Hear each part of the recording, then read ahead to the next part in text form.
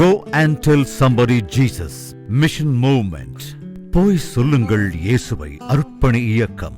யார் நமது காரியமாய் போவான்? அறுப்பு மிகுதி.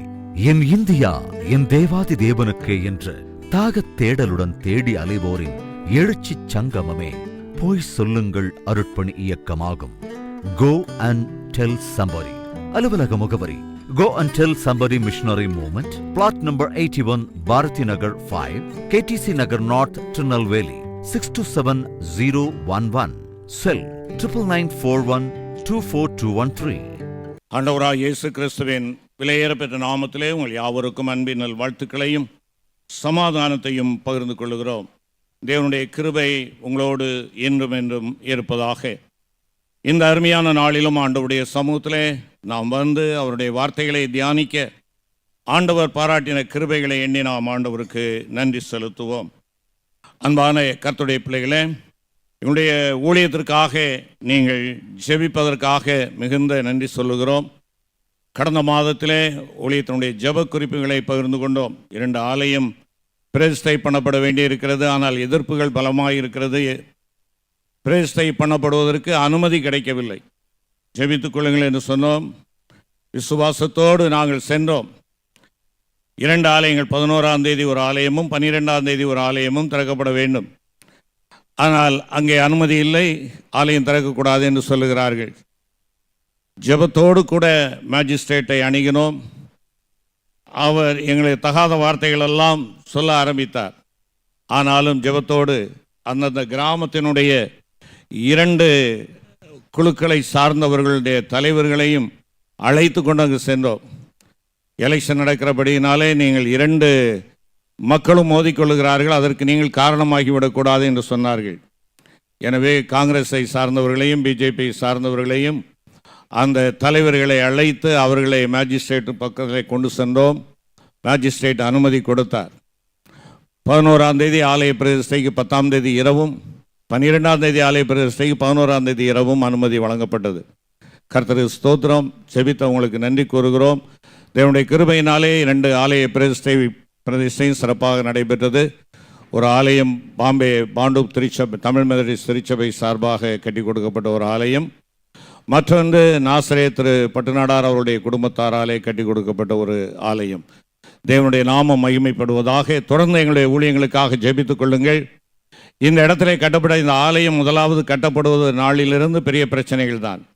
ஆகையினாலே ஒரு முறை அஸ்திபாரம் போட்டு திரும்ப அதை எடுத்து இந்த இடம் எங்களுடைய மூதாதையர்கள் வாசம் பண்ணுகிற அந்த சாமி வாசம் பண்ணுகிற இடம் என்று சொல்லி தடை செய்தார்கள். விதமாக சில தடைகள் ஏற்பட்டபடியினாலே அந்த நிறைவேற்றப்பட வேண்டிய பணிகள் சரியாய் நிறைவேற்றப்படவில்லை. தட் மீன்ஸ் அந்த ஜன்னல்கள் மாத்திரம் போடப்படாமல் பிரதிஷ்டை செய்யப்பட்டது. அந்த நாட்களிலே 2 ஆலயங்களுக்கும் ஆக 16 ஜன்னல்கள் தேவைப்படுகிறது. ஜெபியுங்கள். ஏற்ற வேளையிலே ஆண்டவர் அதை நிறைவாக்கி கொடுக்கும்படியாக. ஒருவேளை உங்களிலே யாராகிலும் ஏவப்படுவீர்கள் என்றால் 1 ஜன்னலுக்கோ 2 ஜன்னலுக்கோ உரிய தொகையை நீங்கள் கொடுக்கும்படியாக தயவாய் கேட்டுக்கொள்கிறோம். தொடர்ந்து எங்களுடைய ஊழியங்களுக்காக ஜெபித்துக் கொள்ளுங்கள். கர்த்தர் சித்தமானால் ஜூன் நிறைவிலே ஒரிசாவிலே 2 ஆலயங்கள் பிரதிஷ்டை பண்ணப்பட இருக்கிறது. அதற்காக நீங்கள் ஜெபித்துக் கொள்ளுங்கள். கர்த்தர் உங்களுடைய ஜெபத்தை கேட்ட நிச்சயமாய் எங்களுக்கு ஒரு பலனாக அவர் வல்லமையாய் எங்களை வழி நடத்துவார். உங்களுடைய ஜெபம்தான் எங்களுக்கு முதுகெலும்பாக இருக்கிறது. ஜெபியுங்கள். கர்த்தர் இன்னும் மேலான காரியங்களை செய்ய நம்மை பலப்படுத்தி பயன்படுத்துவாராக. ஒரு நிமிடம் தலை தாழ்த்தி ஆண்டவரை நோக்கி ஜெபிப்போம். மாட்சிமை மகத்துவம் நிறைந்த தகப்பனே, இந்த நல்ல வேளைக்காக உமக்கு ஸ்தோத்திரம் ஐயா. உம்முடைய பாதத்திலே அமர்ந்திருக்கிற ஒவ்வொரு வினாடியும் எங்களுக்கு மேன்மையானதாக மகிமையானதாக இருப்பதற்காக உமக்கு ஸ்தோத்திரம். ஆகாமிய கூடாரங்களிலே 1000 வருடம் தங்கியிருப்பதை பார்க்கலும் தேவனுடைய ஆலய பிரகாரத்தின் வாசற்படியிலே தங்குகிற ஒரு நாள் நல்லது என்று சொன்னானே பக்தன், அதை போல நாங்கள் நம்முடைய ஆலயத்தை வாஞ்சிக்கிறவர்களாக ஆண்டவரே, அந்த வாஞ்சை எங்களுடைய வாழ்க்கையிலே அணையாது என்றும் இருக்கும்படியாக உம்முடைய கிருபைக்குள்ளாக நீர் எங்களை புதைந்து பாதுகாத்தலை செபிக்கிறோம். இப்பொழுதும் என்னோடும் எங்களோடும் பேசும். உம்மை மகிமைப்படுத்த எங்களுக்கு பலன் தாரும். ஆண்டவரே இயேசு கிறிஸ்துவின் மூலம் வேண்டிக் கொள்கிறோம் நல்ல பிதாவே, ஆமேன். கிறிஸ்துவுக்குள் அருமையானவர்களே, அருமையான ஒரு வாலிப தம்பி இருந்தான். நன்றாக படிக்கக்கூடியவன், சிறு வயதிலே நல்ல புத்தி கூர்மையுடையவனாக இருந்தான். ஆகையினாலே பல மொழிகளை கற்கக்கூடியவனாக இருந்தபடியினாலே பெற்றோர் ஓரளவு வசதியற்றவர்களாக இருந்தாலும் மகனுடைய ஆர்வத்தை கண்டு அவனை படிப்பதற்காக உற்சாகப்படுத்தினார்கள். ஆப்பிரிக்க நாட்டில் இருந்த அவன் கார்த்தேஜ் என்று சொல்லக்கூடிய அந்த இடத்திலிருந்து அவன் தன்னுடைய கல்வியை கற்க ஆரம்பித்தான். மிகுந்த ஞானமுள்ளவன். ஞானத்தோடு கூட படிப்படியாக ஞானம் வளர்ந்ததோ இல்லையோ தேவையற்ற துன்மார்க்கமான ஜீவியங்கள் அவனுடைய வாழ்க்கையிலே புக ஆரம்பித்தது. ஆகையினாலே படிப்படியாக ஆண்டவரை விட்டு அவன் தூரம் போகிறவனாக இருந்தான். இறையியல் கல்வி படித்தவன். ஆனால் அந்த வேத எதிர்ப்பு கொள்கையாளர்களோடு சேர்ந்து கொண்டு வேதத்திற்கு புறம்பாக வேத புரட்டர்களாக காணப்படுகிற மக்களோடு இணைந்து ஆண்டவருக்கு விரோதமான காரியங்களை செயல்பட அவன் ஆரம்பித்தான். மனம் போல ஒரு வாழ்க்கை வாழ்ந்து கொண்டிருந்தான். அவனுடைய அசுத்தமான வாழ்க்கைக்கு அளவே இல்லை. இப்படிப்பட்டதான வேளையிலே இதை பார்த்த அவனுடைய தாயார் அழுது அழுது ஆண்டவரிடத்திலே ஜெபிக்க ஆரம்பித்தார்கள். ஆண்டவரே, என்னுடைய மகனுக்கு அறிவை கொடுத்தீர், ஆனால் அழிவை கொண்டு வரக்கூடிய துன்மார்க்கமான ஒரு வாழ்க்கையை நீர் கொடுத்து விட்டீரே. அவன் அந்த வாழ்க்கையிலிருந்து மாற்றப்பட வேண்டும். உம்முடைய சத்திய வேத வசனத்துக்கு விரோதமாக அவன் செயல்படுகிற அந்த பொல்லாத கூட்டத்தோடு அவன் இருக்கின்ற இணைப்பும் துண்டிக்கப்பட வேண்டும் என்று சொல்லி அவர்கள் ஜெபிக்க ஆரம்பித்தார்கள். பல ஆண்டுகள் ஜெபிக்கிறார்கள், ஆனால் ஒரு பதிலுமே இல்லை. இப்படிப்பட்ட வேளையிலே அவன் சொல்லுகிறான் தன்னுடைய தாயினிடத்திலே வந்து, அம்மா, நான் ரோமாபுரிக்கு செல்லுகிறேன். நான் அங்கு சென்று ஒரு ஊழியரை சந்திக்க இருக்கிறேன். நான் அங்கு சென்று இன்னும் உயர்கல்வி கற்க நான் விரும்புகிறேன் என்பதாக சொன்னான். நீ போகவே கூடாது. என்னுடைய கண்ணெதிரிலே நீ இவ்வளவு தீய காரியங்களையும் துன்மார்க்கமான காரியங்களிலும் உன்னை ஈடுபடுத்திக் கொள்ளுகிறாய். ஆகையினாலே நீ போகக்கூடாது என்று சொன்னார். ஆனால் அவன் நான் செல்லுவேன் என்று சொல்லி துணிகரமாக அவன் சென்று விட்டான். இந்த அம்மா அழுது அழுது அவர்களுடைய கண்கள் தான் பூத்து போனது. ஜெபித்தார்கள். அங்கே ரோமாபுரிக்கு சென்ற அவன் இன்னும் அவன் தாறுமாறான ஜீவியத்தை செய்ய ஆரம்பித்தான். இந்த வேத சத்தியங்களை புரட்டக்கூடிய அந்த குழுவிலே அவன் சேர்ந்தபடியினாலே அதை குறித்து இன்னும் ஆழமான கருத்துக்களை அவன் பெற்றுக்கொள்ள வேண்டும் என்று சொல்லி அதற்குரிய நபர்களை தேடி அலைந்தான். இப்படியாக இருக்கின்ற பொழுது வாழ்விலே அவன் நிம்மதியற்றவனாக மனம் போல வாழ்ந்து கொண்டிருந்த அவன் ஒரு நாளிலே ஒரு தோட்டத்தை கடந்து செல்லுகின்ற பொழுது ஒரு வார்த்தை கேட்கப்படுகிறது, எடுத்து வாசி. எடுத்து வாசி என்று சொன்ன அந்த வாசகம், எதை எடுத்து வாசிப்பது? ஆகையினாலே வீட்டிற்கு சென்றான். தன்னிடத்தில் இருக்கக்கூடிய வேதாகமத்தை எடுத்தான். அதை திறந்தவுடனே அவனுடைய கண்களிலே பட்டது ரோமருக்கு எழுதின நிருபம் 13ஆம் அதிகாரம் 12-13 வசனங்கள் அவனுடைய மனதிலே பட்டது, அவனுடைய கண்களிலே காணப்பட்டது. இரவு சென்று போயிற்று, பகல் சமீபமாயிற்று. ஆகையால் அந்தகாரத்தின் கிரியைகளை நாம் தள்ளிவிட்டு ஒளியின் ஆயுதங்களை தரித்து கொள்ள கடவோம். களியாட்டும் வெறியும் வேசித்தனமும் காமவிகாரமும் வாக்குவாதமும் பொறாமையும் உள்ளவர்களாய் நடவாமல் பகலிலே நடக்கிறவர்கள் போல சீராய் நடக்க கடவோம். துறை செயலுக்கு இடமாக உடலை பேணாமல் இருந்து கர்த்தராகிய இயேசு கிறிஸ்துவை தரித்து கொள்ளுங்கள். இந்த வாக்கியம் அவன் வாசிக்க வாசிக்க கண்ணீர் விட்டான். இவை அனைத்தும் மொத்த ஒரு உருவமாக ஒரே வடிவிலே இருக்க வேண்டும் என்றால் அது நான் தான் என்று சொல்லி அவன் ஆண்டவருடைய சமூகத்திலே உணர்ந்து கண்ணீர் விடுகிறான். என்னிடத்திலே இதிலே சொல்லப்படுகிற வார்த்தைகள் எல்லாம் என் வாழ்க்கையிலே காணப்படுகின்றன. நான் எவ்வளவு பரிதாபத்திற்குரியவன் என்பதை உணர்ந்தவனாக அவன் முழங்கால் படியிட்டு கண்ணீர் விட்டு ஜெபிக்கிறான். ஆக இவ்விதமாக அவன் தன்னை முழுமையும் ஆண்டவருக்காக ஒப்பு கொடுத்த பொழுது அவன் தன்னுடைய சொந்த தேசத்திற்கு மறுபடியுமாய் திரும்பி செல்கிறான். அங்கே சென்ற பொழுது அவன் திருமணமாகாமல் 15 ஆண்டுகள் ஒரு சகோதரியோடு வாழ்ந்து கொண்டு வந்தானே, அந்த சகோதரி அவனை பார்க்கிறாள். ஹாய் அகஸ்டின், நான் தான் உன்னுடைய பழைய கேர்ள் ஃப்ரெண்ட் என்று சொல்லுகின்ற பொழுது, நீ தேடுகிற அந்த அகஸ்டின் இறந்து விட்டான், இது நான் மறுபிறப்படைந்த ஒரு அகஸ்டின் என்று சொன்னான். அருமையான கர்த்தருடைய பிள்ளைகளே, அசுத்தனாயிருந்த அகஸ்டின் தூய அகஸ்டினாக தேவனால் தெரிந்து கொள்ளப்பட்டான். இன்று நீங்களும் நானும் தூயவர்களாக இருக்க வேண்டும் என்று சொல்லி தீயவனை மேற்கொள்ள வேண்டும் என்பதற்காக நமக்காக தன்னுடைய இன்னுயிரை கொடுத்த ஆண்டவர் உங்களையும் என்னையும் தெரிந்தெடுத்தார். ஆம், அன்புக்குரிய கர்த்தருடைய பிள்ளைகள், ஆகையினால் தான் இன்று முதலாவது பாடமாக வாசிக்க கேட்ட 1 பேதுரு 2ஆம் அதிகாரம் 9வது வசனத்திலே நாம் பார்க்கின்ற பொழுது, 1 பேதுரு 2:9, நீங்களோ உங்களை அந்தகாரத்தினின்று தம்முடைய ஆச்சரியமான ஒளியினிடத்திற்கு வரவழைத்தவருடைய புண்ணியங்களை அறிவிக்கும்படிக்கு தெரிந்து கொள்ளப்பட்ட சந்ததியாயும் ராஜரிகமான ஆசாரிய கூட்டமாயும் பரிசுத்த ஜாதியாயும் அவருக்கு சொந்தமான ஜனமாயும் இருக்கிறீர்கள். இங்கே பேதுரு அப்போஸ்தலன் குறிப்பிடுகின்ற ஒரு காரியம் என்ன? நீங்களோ உங்களை அந்தகாரத்தினின்று ஆச்சரியமான ஒளியினிடத்திற்கு என்று சொல்லுகின்றார். இந்த 1ஆம் நிருபம் 2ஆம் நிருபம் இரண்டையும் நாம் பார்க்கின்ற பொழுது, பேதுரு அப்போஸ்தலன் தன்னுடைய வாழ்க்கையிலே விழுந்து போன 72 காரியங்களுக்கும் அவர் ஆலோசனையாக, புத்திமதியாக திருச்சபைக்கு எழுதக்கூடிய காரியங்கள் தான் இந்த 2 நிருபங்களிலும் காணப்படுகிறது. இந்த 9வது வசனம் ஆரம்பிக்கின்ற பொழுது, நீங்களோ உங்களை அந்தகாரத்தினின்று ஆச்சரியமான ஒளியினிடத்திற்கு என்று சொல்லுகின்றார். இது அவனுடைய வாழ்க்கையிலே விழுதலின் ஒரு அனுபவத்தை காண்பிக்கிறது.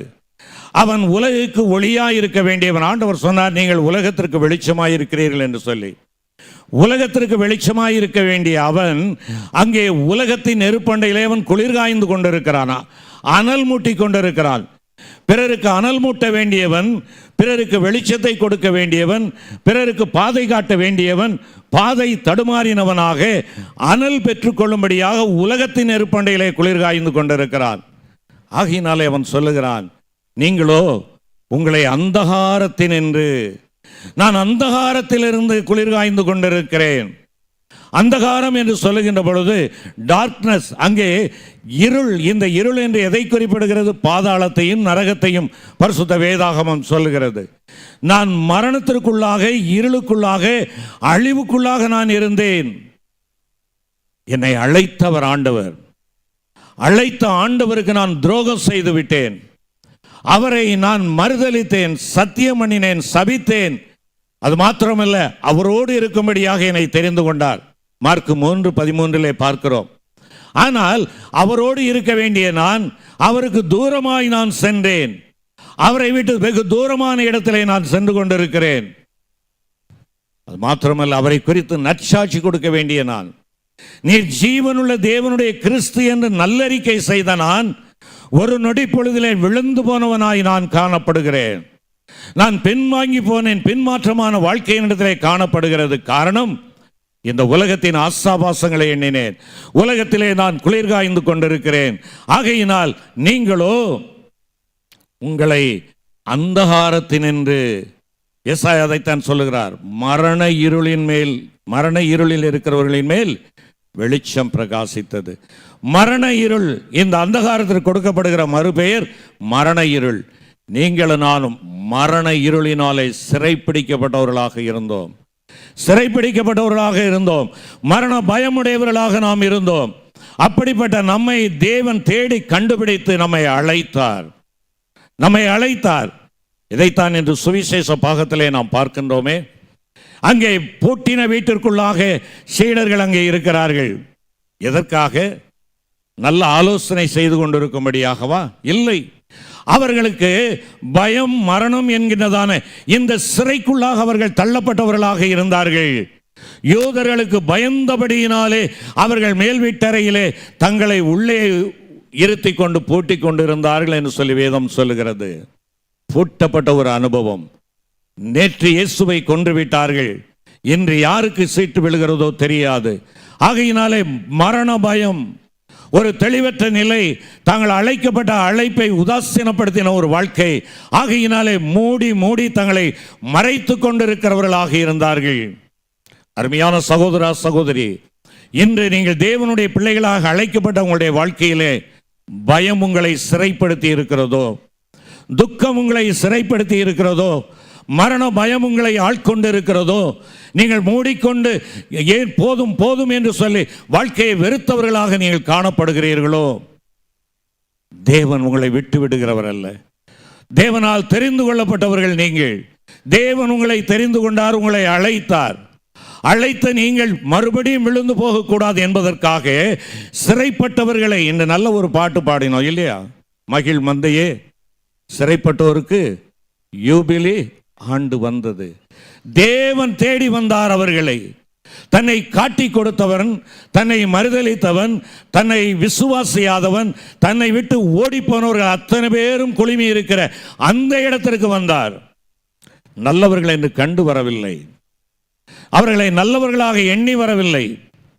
இல்லை என்றால் இவர்களிலே ஏதோ ஒரு சிறப்பு இருக்கிறது என்று சொல்லி அந்த சிறப்பான பிள்ளைகள் தனக்கு வேண்டும் என்று சொல்லி அவர்கள் வரவில்லை. மாறாக தனக்கு முதுகை காட்டின பிள்ளைகள், தனக்கு விரோதமாய் செயல்பட்டவர்கள், தன்னை விட்டு ஓடி போனவர்கள் அவர்களுடைய மத்தியிலே வருகிறார். ஒருவனை நான் இழந்தது போதும், ஏனையோரை நான் இழந்துவிடக்கூடாது ஆண்டவருடைய வாஞ்சை. ஒருவேளை யூதாஸை காட்டிலும் பேதுரு யோக்கியன் அல்ல, சிறந்தவன் அல்ல. யூதாஸ் தனக்குத்தானே வழியை தெரிந்து கொண்டான். ஆகையினாலே பேதுரு மனங்கசந்தவனாக இருக்கிறான், தோமா சந்தேகப்படுகிறவனாக இருக்கிறான், மார்க்கு தன்னுடைய வஸ்திரங்களை விட்டு ஓடினவனாக இருக்கிறான். இன்னும் சிலுவை அண்டையிலே எனக்கு ஆறுதலாக முகங்காட்டுவதற்கு யாருமே இல்லை. அப்படிப்பட்டவர்களுடைய மத்தியிலே நான் வருகிறேன். அவர்களை நான் தெரிந்து கொண்டேன். எப்படிப்பட்டவர்களாக? எனக்கு சொந்தமாக நான் தெரிந்து கொள்கிறேன் என்று சொல்லி அந்த பூட்டின வீட்டிற்குள்ளாக வந்து உங்களுக்கு சமாதானம் என்றார். உங்களுக்கு சமாதானம் என்று சொல்லுகிறார். அந்த பரிசுத்த யோவான் 20ஆம் அதிகாரம் 19 முதல் பார்ப்போம் என்றால் 2 முறை அங்கே உங்களுக்கு சமாதானம் என்று சொல்லுகிறார். முதலாவதாக, நீங்கள் பயந்த நிலையில் இருக்கிறீர்கள், மரண பயத்திலே ஆட்கொண்டு இருக்கிறீர்கள், நீங்கள் குற்ற மனச்சாட்சி உடையவர்களாக இருக்கிறீர்கள். ஆகையினாலே உங்களுக்கு ரட்சிப்பின் சமாதானம், ரட்சிப்பை பெற்றுக்கொள்வதனாலே பயமற்ற ஒரு வாழ்க்கை, ரட்சிப்பை பெற்றுக்கொள்வதனாலே சாட்சி பெறக்கூடிய ஒரு வாழ்க்கை. பிரியமான கர்த்தருடைய பிள்ளைகளே, தேவனுடைய சமாதானம் இருக்கிற இடத்திலே பயம் இல்லை, சஞ்சலம் இல்லை, அமைதியற்ற சூழ்நிலை காணப்பட முடியாது. இங்கே ஆண்டவர் சொல்லுகிறார், உங்களுக்கு சமாதானம், உங்களுக்கு சமாதானம். எப்படி பூட்டின வீட்டிற்குள்ளாக வந்தால் என்று சொல்லி அவர்களுடைய ஆச்சரியம் அதிகமாக இருந்தது. ஆனால் ஆண்டவர் சொல்லுகிறார், பயப்படாதிருங்கள், உங்களுக்கு சமாதானம். 2வது ஒரு முறை சமாதானம் என்று சொல்லுகிறார். சமாதானத்தை பெற்றுக்கொண்டு இருக்கிற நீங்கள் பாவத்தின் பிடியில் இருந்தும், பயத்தின் பிடியில் இருந்தும், மரண பயத்தின் பிடியில் இருந்தும் விடுதலை பெற்றிருக்கிற நீங்கள் சமாதானத்தை பெற்றவர்களாக மாத்திரமல்ல, அந்த சமாதானத்தை கொண்டு செல்லுங்கள். 2வது சொல்லப்படுகிற சமாதானம், நீங்கள் சமாதானத்தோட போங்கள் என்பதுதான். இதைத்தான் திருச்சபையில் ஒவ்வொரு ஆராதனையிலே நாம் சொல்லுகிறோம். போதகர் சொல்லுகிறார், சமாதானத்தோட. அப்ப எல்லாரும் சண்டை போட்டுக்கிட்டு இருந்தோமா? எதுக்காக அந்த வார்த்தை சொல்லப்படுகிறது? நீங்கள் சமாதான பிரபுவை உடையவர்களாக இருக்கிறீர்கள். சமாதான தேவன் உங்களிலே தாபரமாய் இருக்கிறார், உங்களிலே வாசமாய் இருக்கிறார். அந்த சமாதான பிரபுவை நீங்கள் வாழுகின்ற உங்களுடைய வீட்டிற்கு, நீங்கள் வசிக்கின்ற உங்கள் தெருவுக்கு, நீங்கள் வாழுகின்ற உங்கள் கிராமத்திற்கு, நீங்கள் பயணிக்கின்ற உங்களுடைய பயணத்திலே சந்திக்கிற மக்களுக்கு, நீங்கள் பணியாற்றுகின்ற இடத்திலே உள்ள மக்களுக்கு கொண்டு செல்லுங்கள். அதை சொல்லிட்டு சொல்றார், பிதா என்னை அனுப்பினது போல நானும் உங்களை அனுப்புகிறேன். பிதா என்னை அனுப்பினது போல, பிதா என்னை அனுப்பினார், சமாதான செய்தியை கொடுக்கும்படியாய் அனுப்பினார், சமாதானத்தை நீங்கள் பெற்றுக்கொள்ளும்படியாய் அனுப்பினார். நானும் உங்களை அனுப்புகிறேன். சீடர்களுக்கு மற்றொரு பெயர் என்ன? அப்போஸ்தலர்கள். அப்போஸ்தலர் என்றால் என்ன? அனுப்பப்பட்டவர்கள். அனுப்பப்பட்டவர்கள். நான் உங்களை அனுப்புகிறேன், வெறுமையாய் அல்ல, சமாதானத்தோடு அனுப்புகிறேன், மன நிறைவோடு உங்களை அனுப்புகிறேன். நீங்கள் செல்லுங்கள். எங்கே? அந்தகாரத்திலிருந்து உங்களை எடுத்தாரே, அந்த அந்தகாரத்திற்குள்ளாக இருக்கின்ற ஏனைய மக்களுக்கு நீங்கள் வெளிச்சத்தை கொண்டு செல்லுங்கள், சமாதானத்தை கொண்டு செல்லுங்கள், உப்பை கொண்டு செல்லுங்கள், உப்பின் குணாதிசயங்களை கொண்டு செல்லுங்கள், கிறிஸ்துவின் சிந்தையை அணிந்து அந்த கிறிஸ்துவின் தெய்வீக பண்பை நீங்கள் வெளிப்படுத்தும்படியாய் செல்லுங்கள். நான் போவேனே ஆகில் என்ன செய்வார்? பிதாவானவர் தேற்றவாளனை அனுப்புவார். நான் போகலனா? ஆகையினால என்னுடைய பணி நிறைவு பெற்று விட்டது, நான் செல்லுகிறேன், நான் போக போறேன். இந்த வாரம் வருகிற வியாழக்கிழமை கிறிஸ்து விண்ணுக்கு எழுந்த திருநாள் இல்லையா? பரத்துக்கேறின திருநாள். ஆண்டவர் பரத்திற்கு செல்லாவிட்டால் பரத்திலிருந்து நமக்கு ஆறுதல் அளிக்கக்கூடிய தேற்றவாளன் என்ன செய்ய முடியாது? வர முடியாது. நான் உங்களை திக்கற்றவர்களாய் விட மாட்டேன், நான் உங்களை திக்கற்றவர்களாய் விட மாட்டேன். இனி நீங்கள் பூட்டிக் கொண்டிருக்க வேண்டிய அவசியம் இல்லை. சமாதானத்தை நீங்கள் பெற்றிருக்கிறீர்கள். அந்த சமாதானத்தை கொண்டு செல்லுங்கள். நீங்கள் கொண்டு செல்கிற இடங்களிலே உங்களிலே தங்கி தாபரிக்கும்படியாக பரிசுத்த ஆவியானவரை நான் போய் அனுப்புகிறேன். பிரியமான கர்த்தருடைய பிள்ளைகளே, அந்தகாரத்தினின்று ஆச்சரியமான ஒளியினிடத்திற்கு வரவழைத்தவருடைய புண்ணியங்களை அறிவிக்கின்ற கூட்டமாக நீங்களும் நானும் இருக்கிறோம். இந்த 1 பேதுரு 2ஆம் அதிகாரம் 9வது வசனத்திலே பார்க்கின்ற பொழுது நீங்களும் நானும் யார் என்று தெளிவாக சொல்லுகிறார். நாம் அழைக்கப்பட்ட சமுதாயம். அழைக்கப்பட்ட சமுதாயம். எப்படிப்பட்ட நிலையில் இருந்தோம்? ஆண்டவர் என்னை அழைத்திருக்கிறார். ஆண்டவர் என்னை தெரிந்து கொண்டிருக்கிறார். உபாகமம் 7ஆம் அதிகாரம் 6வது வசனத்தை வாசியுங்கள். உபாகமம் 7:6.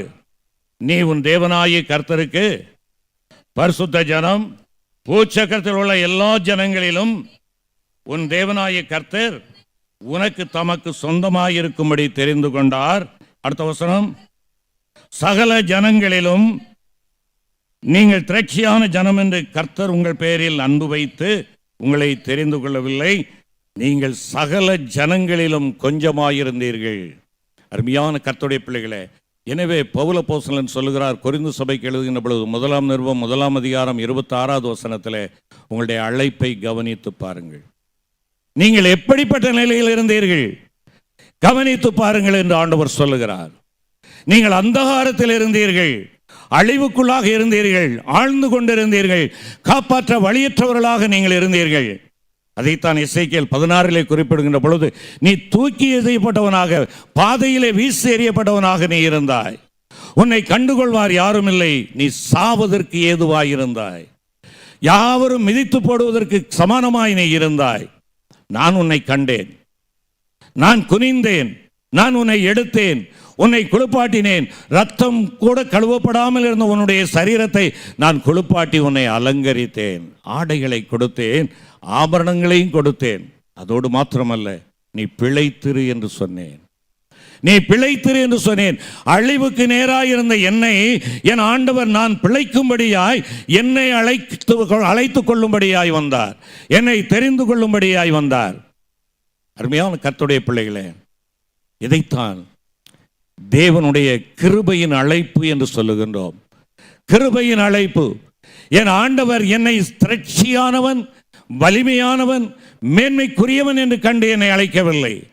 எல்லாரிலும் பாவி. அதைத்தான் பவுல் சொல்கிறார், பாவிகளிலும் பிரதானமான பாவி நான். அப்படிப்பட்ட என்னை ஏன் ஆண்டவர் தெரிந்து கொள்ளுகிறார்? பைத்தியமான என்னை தெரிந்து கொண்டு ஞானவான்களை ஏன் விட்டுவிட்டார்? பலசாலிகளை விட்டுவிட்டு பலவீனனாகி என்னை ஏன் தெரிந்து கொண்டார்? உன் பேரிலே அவருக்கு இருக்கிற அன்பு, கிருபை. ஆகையினாலே நீங்கள் அழைக்கப்பட்ட ஒரு கூட்டம். யாரால் அழைக்கப்பட்டீர்கள்? தேவனால் அழைக்கப்பட்டீர்கள். தேவனுடைய கிருபையினாலே நீங்கள் அழைக்கப்பட்டீர்கள். தேவனுக்கு சொந்தமாய் இருக்கும்படியாய் அழைக்கப்பட்டீர்கள். தேவனுடைய நாமத்திற்கு சாட்சிகளாய் ஜீவிக்கும்படியாய் அழைக்கப்பட்டீர்கள். நாம் அழைக்கப்பட்ட சமுதாயம் ஒரு பெரிய பிரிவிலேஜ். அழைக்கப்பட்ட ஒரு சமுதாயம். ஆம் பிரியமான கர்த்தருடைய பிள்ளைகளே, தேவன் உங்களை தெரிந்து கொண்டார், நீங்கள் அவரை தெரிந்து கொள்ளவில்லை. யோவான் 15:16 நாம் அதைத்தான் பார்க்கிறோம். நீங்கள் என்னை தெரிந்து கொள்ளவில்லை, நான் உங்களை தெரிந்து கொண்டேன். நான் உங்களை தெரிந்து கொண்டேன். எதற்காக? எனக்கு வாழ்வளிப்பதற்காக அல்ல, நீங்கள் என்னிலே நிலைத்திருந்து மிகுந்த கனிகளை கொடுக்கும்படியாக, உங்களுக்கு நன்மை உண்டாகும்படியாகத்தான் நான் உங்களை தெரிந்து கொண்டேன் என்று சொல்லுகிறார். நீ காட்டொலி ஒரு மரமாய் இருந்தாய், ஆனால் உன்னை எகிப்திலிருந்து நான் கொண்டு வந்து இந்த தேசத்திலே நான் நாட்டினேன். நீ என்னை தெரிந்து கொள்ளவில்லை, நான் தான் உன்னை தெரிந்து கொண்டேன். அருமையான கர்த்தருடைய பிள்ளைகளே, சீத்தி மரம் என்று சொல்லி ஒரு மரம் உண்டு. பார்த்துருக்கீங்களா? முள்ளு மரம். இந்த சீத்தி மரத்துக்கும் பைபிளுக்கு என்ன சம்பந்தம்? ஏதாவது தெரிஞ்சவங்க சொல்லுங்க. சீத்தி மரம் எதற்காக பயன்படுத்தப்பட்டது? உடன்படிக்கை பெட்டி. Very good. கர்த்தர் ஸ்தோத்திரம். கர்த்தர் உங்களை ஆசீர்வதிப்பார். இந்த சீத்தி மரம் என்பது ஒரு முட்களால் நிறையப்பட்ட ஒரு மரம். ஒவ்வொரு முள்ளும் 1/2 அடி நீளத்திற்கு இருக்கும். சில வேத விற்பனர்கள் அந்த சீத்தி மரத்தினுடைய முட்களால் தான் ஆண்டவருக்கு முள்முடியை சுட்டினார்கள் என்று சொல்லுவார்கள்.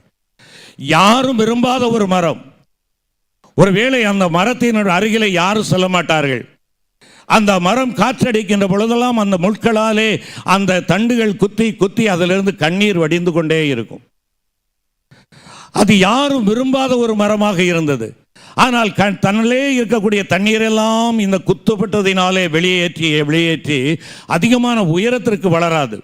ஆனால் நல்ல கெட்டியாக வைரம் பாய்ந்ததாக அது காணப்படும். இப்படிப்பட்ட அந்த மரம், அதனுடைய இலை ஒட்டகம் மாத்திரம்தான் சாப்பிடக்கூடியதாக இருந்தது. அதனுடைய விதைகளை மான்கள் சாப்பிட்டு தங்களுடைய சாணத்தின் மூலமாக இனவிருத்தி செய்யக்கூடிய ஒரு காரியம் உண்டு. இப்படிப்பட்ட அந்த மரத்தை பார்த்து ஆண்டவர் சொல்லுகிறார் மோசேயின் இடத்துல, யாத்ராகமம் 25ஆம் அதிகாரத்திலே சொல்லுகிறார், சித்தி மரத்தினாலே எனக்கு ஆசரிப்பு கூடாரத்தை உண்டாக்கு என்று சொல்லுகிறார். யாரும் விரும்பாத முட்களால் நிறையப்பட்ட ஒரு மரத்தை ஆண்டவர் தெரிந்து கொள்ளுகிறார். இதுதாங்க தெரிந்தெடுப்பு, இதுதான் கிருபையின் அழைப்பு. நான் எல்லாருக்கும் உள்ளாக இருந்தேன், என் வீட்டாருக்கும் உள்ளாக இருந்தேன், உடன்பிறப்புகளுக்கு உள்ளாக இருந்தேன், திருச்சபையோடு யாருக்கும் உள்ளாக இருந்தேன். ஆனால் ஆண்டவர் என்னை தெரிந்தெடுக்கிறார். ஆண்டவர் என்னை தெரிந்தெடுக்கிறார். இந்த ஆசரிப்பு கூடாரத்தினுடைய அனைத்து பணிமுட்டுகளும் ஆசரிப்பு கூடாரம் முழுவதும் சித்தி மரத்தினாலே தான் செய்யப்பட்டன. அந்த உடன்படிக்கை பெட்டி தூக்கி சுமக்கப்பட்டது. யாரும் விரும்பாத ஒரு மரம் இன்னைக்கு என்ன செய்யப்படுகிறது? தூக்கி சுமக்கப்படுகிறது. அந்த உடன்படிக்கை பெட்டியிலே நியாயப்பிரமாணம், ஆரோனின் கோல், மன்னா இவைகளெல்லாம் உள்ளே வைக்கப்பட்டிருக்கின்றன. எவ்வளவு பரிதாபத்திற்குரியவனாய் இருந்த அந்த சித்தி மரம் இன்று அவன் மேன்மைக்குரிய ஒரு மகனாக காணப்படுகிறான். இதுதான் என் வாழ்க்கை, இதுதான் நம்முடைய வாழ்க்கை. இதை உணர்ந்திருக்க வேண்டும். அந்த காலத்தில் இருந்தோம், யார் விரும்பாதவங்களா இருந்தோம். அந்த சித்தி மரம் முழுவதும் பொன்னினாலே என்ன செய்யப்பட்டு, பொன் தகடுகளினாலே அது மூடப்பட்டது. பலிபீடமானது வெண்கல தகட்டினாலே மூடப்பட்டது. கிடைத்த பெருமையை பாருங்கள். அசுத்தனாயிருந்த என்னை, சீத்தி மரத்தை போல யாருக்கும் பிரயோஜனம் இல்லாதவனாயிருந்த என்னை என் ஆண்டவர் தெரிந்தெடுத்தார். தம்முடைய இரத்தத்தினாலே கழுவி தம்முடைய பரிசுத்தம் என்னும் அந்த போர்வையினாலே என்னை வனைந்து கொள்ளுகிறார், என்னை மூடிக்கொள்ளுகிறார். இன்றைக்கு நான் கனத்திற்குரியவனாக இருக்கிறேன். அருமையான கர்த்தருடைய பிள்ளையை, தூக்கி சுமக்கப்படுகிறவனாக இருக்கிறேன். இதுதாங்க உலக நீதிக்கும் தேவனுடைய நீதிக்கும் உள்ள வேறுபாடு. என் ஆண்டவர் பைத்தியமான என்னை தெரிந்தெடுத்தார். தனக்கு வேண்டும் என்பதற்காக தன் ஜீவனை கொடுத்தார், என்னை அழைத்தார். அந்த காலத்திலிருந்து என்னை அழைத்தார். நீயும் நானும் அழைக்கப்பட்ட கூட்டம், நீ நானும் அழைக்கப்பட்ட கூட்டம். நான் சிறுமைப்பட்டவனாக, தனித்தவனாக, சொற்ப ஜனமுள்ளவனாக இருந்தேன். என் ஆண்டவர் என்னை அழைத்தார். இன்னைக்கு பெருசா நம்முடைய குலம், கோத்திரம், ஜாதி, இனம் இவைகளெல்லாம் நம்ம பெருமையாக பேசுகிறோம். அதை கண்டு ஆண்டவர் அழைக்கவில்லை. நம்முடைய தரித்திரத்து நிமித்தமாயிருந்த நம்மை, நம்முடைய எளிமை நிமித்தமாயிருந்த நம்மை ஆண்டவர் தெரிந்து கொண்டார். ஆண்டவர் தெரிந்து கொண்டார். நீங்களும் நானும் அழைக்கப்பட்ட கூட்டம். இரண்டாவதாக அந்த வசனம் சொல்லுகிறது, நீங்களும் நானும் ஆசீர்வதிக்கப்பட்ட கூட்டம். நீங்களும் நானும் ஆசீர்வதிக்கப்பட்ட கூட்டம். அதைத்தான் அங்கே சொல்லுகிறார். அந்த ஆசீர்வாதம் என்ன என்று அங்கே சொல்லுகிறதை பார்க்கலாம். பாருங்கள், 9வது வசனத்தில், தெரிந்து கொள்ளப்பட்ட சந்ததி, ராஜரிகமான ஆசாரிய கூட்டம், பரிசுத்த ஜாதி, அவருக்கு சொந்தமான ஜனம். இங்கே 4 காரியங்களை சொல்லுகிறார். என்ன சொல்லுகிறார்? நீங்கள் தெரிந்து கொள்ளப்பட்ட சந்ததி, you are a chosen people. நீங்கள் தெரிந்து கொள்ளப்பட்டவர்கள். யாரால் தெரிந்து கொள்ளப்பட்டவர்கள்? தேவனால் தெரிந்து கொள்ளப்பட்டவர்கள். தேவனுக்கு விரோதமாயிருந்த உங்களை தேவன் உங்களை தெரிந்து கொண்டார். அதுதான் ஆண்டவர் கற்றுக் கொடுக்கிற சத்தியம். நான் தேவ பகைஞனாயிருந்தேன், தேவனுக்கு சத்துருவாயிருந்தேன், தேவனுக்கு தூரமானவனாயிருந்தேன். அதைத்தான் பின்னால் 10வது வசனத்திலே அவர் சொல்லுகிறார். முன்னே நீங்கள் தேவனுடைய ஜனங்களாய் இருக்கவில்லை, இப்பொழுதோ அவருடைய ஜனங்களாய் இருக்கிறீர்கள். முன்னே நீங்கள் இரக்கம் பெறாதவர்களாய் இருந்தீர்கள், இப்பொழுதோ இரக்கம் பெற்றவர்களாய் இருக்கிறீர்கள். எனக்கு கிடைத்த மேன்மையை பாருங்கள். ஒரு காட்டு மரத்திற்கு கிடைத்த மேன்மை, ஒரு தீயவனுக்கு கிடைத்த மேன்மை, ஒரு பைத்தியத்துக்கு கிடைத்த மேன்மை என்ன? நான் ஆசீர்வதிக்கப்பட்ட கூட்டமாய் மாறுகிறேன். ஆசீர்வதிக்கப்பட்ட கூட்டமாய் மாறுகிறேன். தெரிந்து கொள்ளப்பட்ட ஜனம், தெரிந்து கொள்ளப்பட்டவன். ராஜா தனக்கென்று தெரிந்து கொள்ளுகிற குதிரைகள் எப்படிப்பட்டதாக இருக்கும்? ரொம்ப நோஞ்சாங்குதிரையெல்லாம் எடுப்பாங்களா? மிக நேர்த்தியான, தெளிவான, தைரியமான குதிரைகளை தேர்ந்தெடுப்பான். ஆண்டவர் தெரிந்தெடுத்தால் என்றால் என்ன? தம்மை சுமந்து வரும்படியான குதிரைகளாக உங்களையும் என்னையும் ஆண்டவர் தெரிந்தெடுத்து பயிற்றுவிக்கிறார்.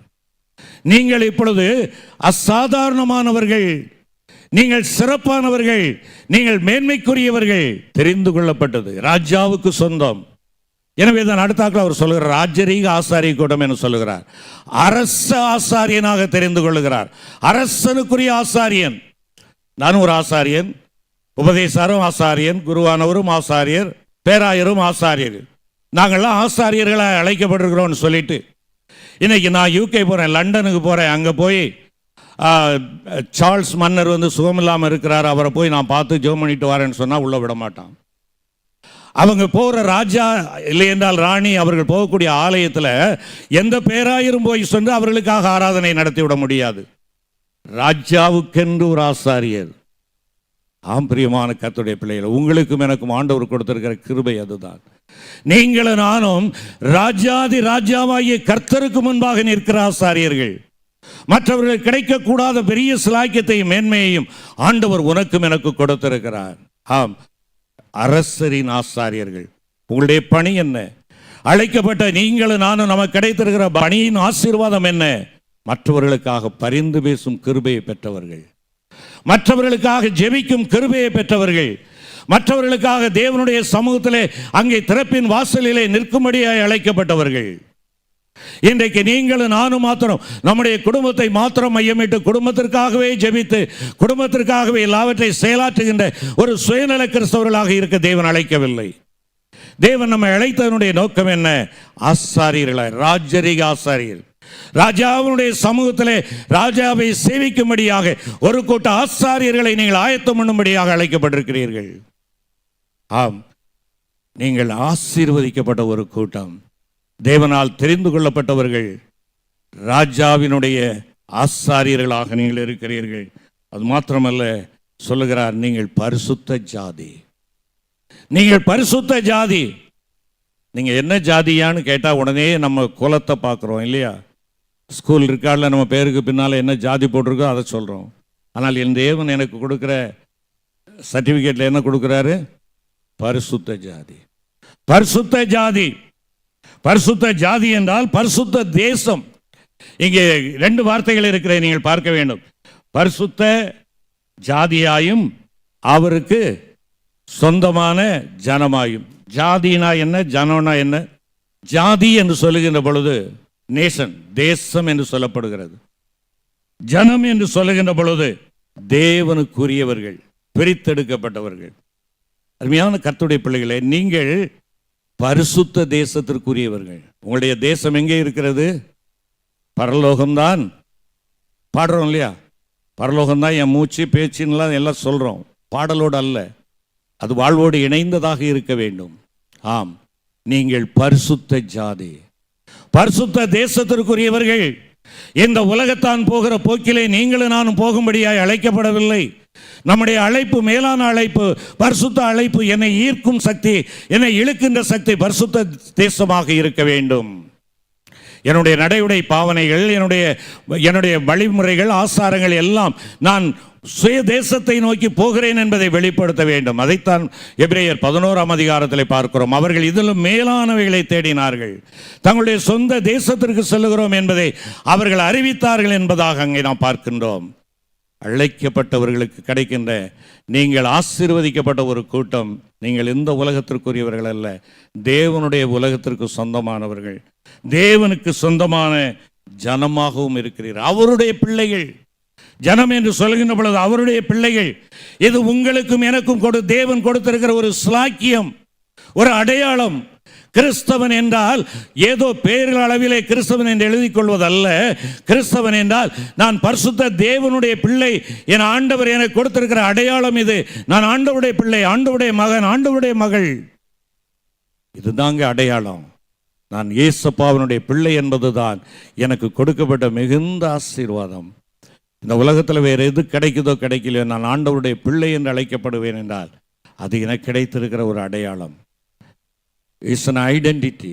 அது எனக்கு ஆண்டவர் கொடுத்திருக்கிற ஒரு அடையாளம். நான் யாருக்கு சொந்தம்? நான் தேவனுக்கு சொந்தம். நான் இயேசுப்பாவுக்கு சொந்தம், நான் தேவனுடைய ராஜ்யத்திற்கு சொந்தக்காரன், இந்த உலகத்திற்கு நான் அந்நியன், பரதேசி.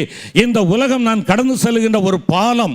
இந்த பாலத்திலே நான் பங்களாவோ மாளிகையோ நான் கட்ட முடியாது.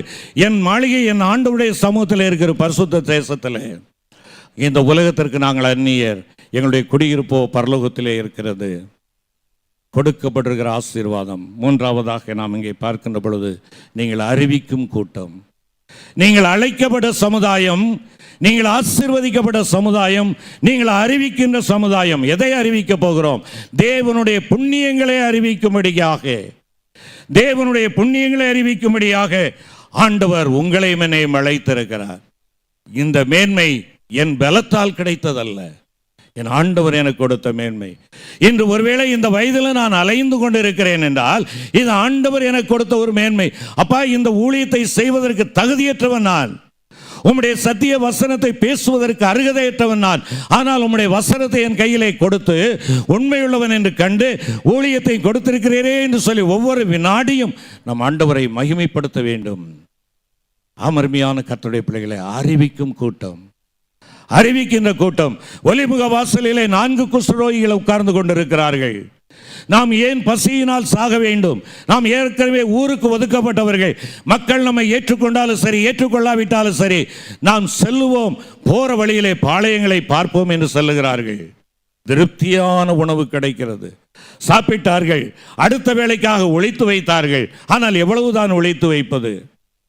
கடலின் ஆழத்தை விட ஆழமுள்ள ஒரு சத்திய சுவிசேஷத்தை எனக்கு மட்டும் நான் வைத்துக் கொள்வேன் என்றால் எவ்வளவு பரிதாபம்.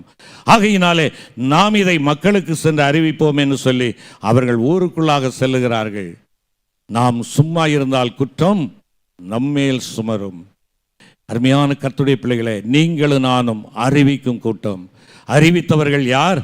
குஷ்டரோகிகள். பாவ குஷ்டத்திலே ஆட்கொள்ளப்பட்ட நான் இன்று விடுவிக்கப்பட்டவனாக இருக்கின்ற பொழுது என் ஆண்டவர் இருக்கிறார், பரம வைத்தியர். அவர் உனக்கு ஆவிக்குரிய வாழ்க்கையிலே உன் குஷ்டங்களை நீக்க வல்லவராக இருக்கிறார் என்று சொல்லி அறிவிக்கிற கூட்டமாக, பாவத்தின் சிறையிருப்பிலிருந்து விடுவிக்க வல்லவராக இருக்கிற கர்த்தர் உண்டு. மெய்யான பாதையை தெரிந்து கொள்ள ஆசிக்கிற மகனே, மகளே, மெய்யான பாதையாய் இருக்கிற இயேசு உண்டு என்று சொல்லி அறிவிக்கிற கூட்டமாக, புண்ணியங்களை கிடைப்பதற்கு அரிதான ஆசீர்வாதங்களை பெற்றுக்கொள்வதுதான் புண்ணியம். அதுதான் கிருபை என்று சொல்லுவது. தகுதியற்ற எனக்கு என் ஆண்டவர் கொடுத்தாரே, அந்த ஆண்டவர் உனக்கும் இருக்கிறார் என்று சொல்லுகிற ஒரு கூட்டமாக தேவன் உங்களையும் என்னையும் தெரிந்தெடுத்திருக்கிறார். இதைத்தான் சங்கீதக்காரன் சொல்லுகின்ற பொழுது 78ஆம் சங்கீதத்தை பார்ப்பீர்கள் என்றால், 78ஆம் சங்கீதம் 3ஆம் வசனம், அவைகளை நாங்கள் கேள்விப்பட்டு அறிந்தோம், எங்கள் பிதாக்கள் அவைகளை எங்களுக்கு தெரிவித்தார்கள். 4ஆம் வசனம் வாசிங்க. பின்வரும் சந்ததியான பிள்ளைகளுக்கு நாங்கள் அவைகளை மறைக்காமல் கர்த்தரின் துதிகளையும் அவருடைய பலத்தையும் அவர் செய்த அவருடைய அதிசயங்களையும் விவரிப்போம். 5ஆம் வசனம், அவர் யாக்கோபிலே சாட்சியை ஏற்படுத்தி இஸ்ரவேலிலே வேதத்தை ஸ்தாபித்து அவைகளை தங்கள் பிள்ளைகளுக்கு அறிவிக்கும்படி நம்முடைய பிதாக்களுக்கு கட்டளையிட்டார். அருமையான கர்த்தருடைய பிள்ளைகளே, நீங்கள் அழைக்கப்பட்டதனுடைய நோக்கம் என்ன? ஆசீர்வாதங்களை பெற்றுக்கொண்ட ஒரு கூட்டமாக இருப்பதற்காக மாத்திரமல்ல, பெற்றுக்கொண்ட ஆசீர்வாதங்களை, இந்த ஆசீர்வாதங்கள் உங்களுக்கும் உண்டு என்று சொல்லி தங்களுடைய வாழ்வையே நாசப்படுத்தி கொண்டிருக்கிற மக்களுக்கு அறிவிக்கின்ற ஒரு கூட்டமாக நாம் எழும்பி செல்ல வேண்டும். அதைத்தான் இங்கே சொல்லுகிறார். பிள்ளைகளுக்கு, உன்னுடைய சந்ததிக்கு, மற்றவர்களுக்கும் நீ என்ன செய்ய வேண்டும்? இதை அறிவிக்க வேண்டும் என்று சொல்லுகிறார். இன்று நாம் அறிவியாமல் போனால் குற்றம் நம்மேல் சுமரும், குற்றம் நம்மேல் சுமரும். லேகியோனை பார்த்து ஆண்டவர் சொல்கிறார். லேகியோன் தனக்கு கிடைத்த விடுதலை பார்த்த உடனே அவன் சொல்றான், ஆண்டவரே உம கூடயே நான் வந்துடுறேன், உம்முடைய பாதத்தில் உட்கார்ந்து இருக்கிறதே எனக்கு மன நிறைவை கொடுத்தது, ஒருமுக வாழ்வை கொடுத்தது, சீரான வாழ்வை கொடுத்தது, வஸ்திரம் தரிந்து புத்தி தெளிந்தவனாய் இருக்கிறேன், ஆகையினால் உம கூட இருக்கிறதா எனக்கு சந்தோஷம். ஆண்டவர் என்ன சொன்னார்? நான் உனக்கு இறங்கி செய்தவைகளை உன் வீட்டாருக்கு சொல், நீ போய் அறிவிக்க வேண்டும் என்பதாக சொன்னார். அறிவிக்காவிட்டால் ஐயோ, அறிவிக்காவிட்டால் ஐயோ.